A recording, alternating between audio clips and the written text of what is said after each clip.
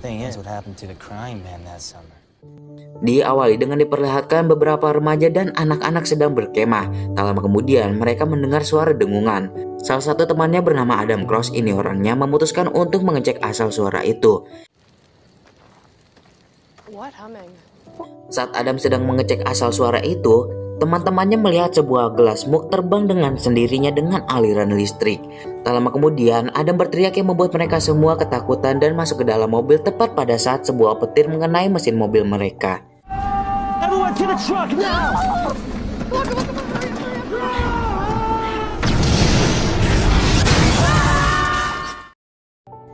Setelah merasa aman, mereka semua keluar dari mobil untuk mencari Adam. Dan ditemukanlah temannya itu yang sudah tak bernyawa sambil melayang dengan aliran listrik. Dan film pun baru dimulai.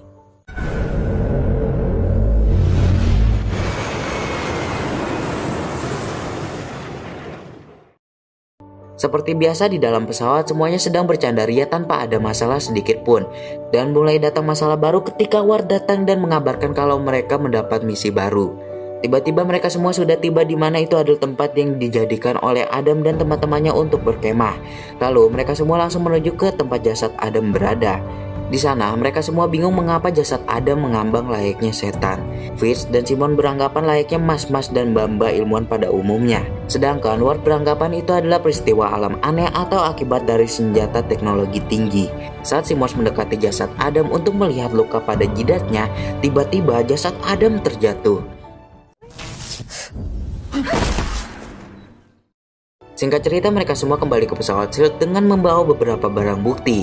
Sky memberitahu identitas Adam kepada Philip dan Ward. Merasa informasi yang didapat Sky kurang, Philip menyuruh Sky untuk mencari lagi bukti lainnya lebih dalam. Sedangkan Agent May sedang menginterogasi bocil EPP untuk mencari tahu bukti lainnya. Di sisi lain, Simons sedang menginvestigasi mengapa Adam bisa mati. Dan Simons mendapatkan kalau Adam terkena sambaran listrik sebesar 2000 megajoule. Itu setara dengan 2 kali lipat tegangan petir.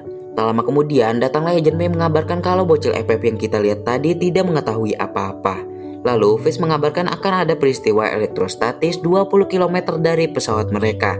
Tempat itu adalah pertanian. Peristiwa itu adalah peristiwa yang mengakibatkan Adam mati. Mereka pun langsung bergegas menuju ke sana untuk mengetahui penyebabnya. Saat di perjalanan, Fitz mengabarkan kalau elektrostatis di sana sudah hilang. Dengan cepat, Agent May mengambil jalan pintas untuk menuju pertanian. Sesampainya di sana, mereka pun turun dan langsung masuk ke dalam kandang. Betapa terkejutnya Ward melihat seorang petani sudah mati dan mengambang di atas seperti Adam.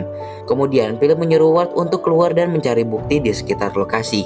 Setelah mencari keluar, Ward kembali dan mengabarkan kalau ia tidak menemukan bukti apapun. Karena itu, Philip menyuruh Sky mengirimkan data akurat dari satelit pada area di sana. Lalu, Sky mencoba mencari terlebih dahulu dan ditemukanlah bahwa pemilik peternakan itu bernama Frank. Frank adalah sukarelawan pemadam kebakaran di pos pemadam yang sama dengan Adam. Jadi kedua korban saling mengenal. Mereka saling mengenal saat bertugas melawan alien preketek yang turun ke bumi. Lalu terlihat seseorang sedang mengelap helm alien preketek.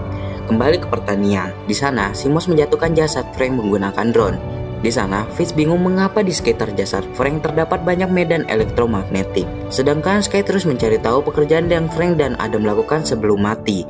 Dan beranggapan ada yang memiliki senjata dari alien preketek.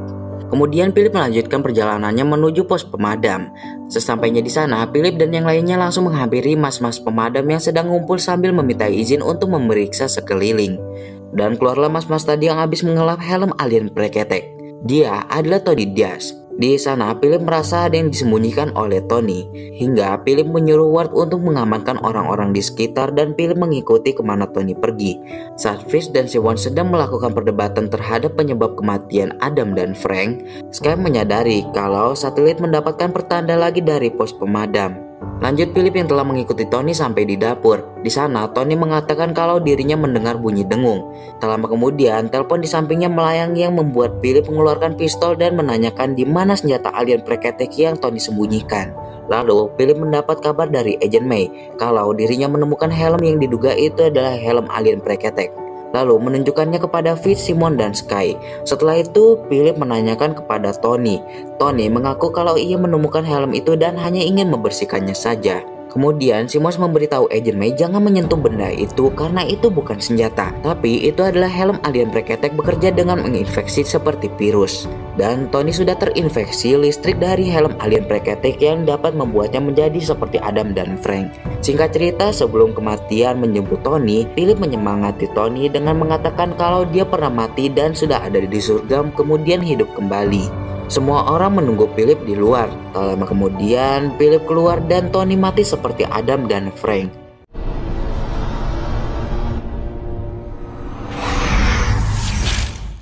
Keesokan harinya, pos pemadam itu dibersihkan oleh SHIELD.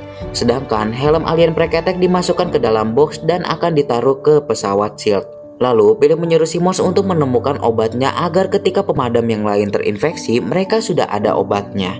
Lalu, mereka kembali ke pesawat dan helm alien preketek disimpan di ruang interogasi. Kemudian, Philip ditunjukkan oleh Simmons sebuah penemuannya tentang listrik alien preketek di darah mayat yang menular dan menyebabkan kematian. Saat Simmons sedang menjelaskan, Philip menyadari kalau Simmons telah terinfeksi listrik alien preketek. Karena itu, Philip langsung meninggalkannya dan mengunci pintu lab. Kemudian terjadi adegan yang biasa kita lihat di Indosiar yang biasanya terdapat pada siaran kisah nyata. Tak ingin hal sama seperti Adam, Frank, dan Tony terjadi pada Simmons, Fitz membantu Simmons untuk menemukan obatnya dengan berbatas pintu kaca. More of an anti-serum. Yes. Namun percobaan kedua mereka gagal dan hanya tersisa satu tikus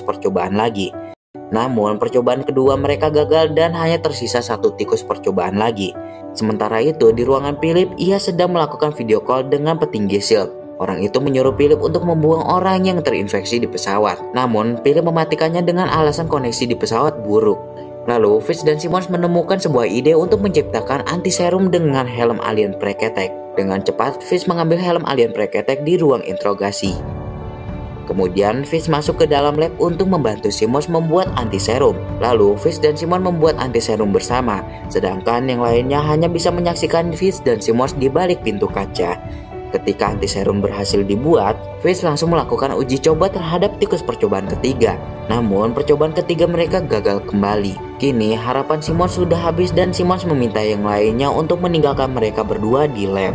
Walaupun percobaan ketiga masih gagal, namun Fitz tetap berusaha, tapi tidak dengan Simmons. Simmons memilih untuk membuat Fitz terjatuh.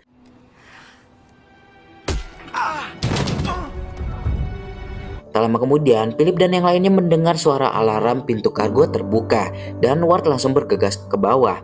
Sedangkan Fitz terus berusaha bangkit dari tidur nyenyaknya bersama lantai yang dingin. Ketika Fitz berhasil berdiri, ia melihat tikus percobaan ketiga berhasil hidup dan ternyata antiserumnya berhasil dan hanya membuat tikus itu pingsan untuk sementara.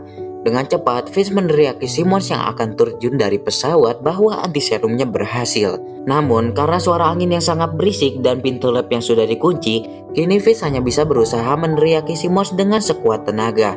Simmons pun terjun dari pesawat dan Fitz langsung mengambil antiserum untuk Simmons. Setelah itu, Fitz mengejar Simmons. Dengan cepat, Ward langsung mengambil parasut dan antiserum dari Fitz dan langsung terjun ke bawah.